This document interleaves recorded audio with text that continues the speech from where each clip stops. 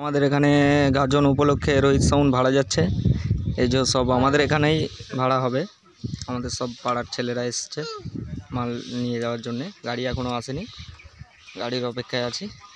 ঠিক আছে, এই যে বক্স বার করা হয়ে গেছে, স্টেবিলাইজার আছে 10 কেবি একটা, 8 কেবি একটা, ট্যাঙ্কি আছে, চ্যানেল বার করা আছে, মেশিন সবেই বার করে রাখলো।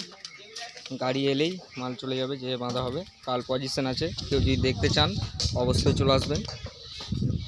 চাঁদরা ত্রিলোচন মন্দির, ঠিক আছে। কালীপুর পর্যন্ত রোড শো হবে।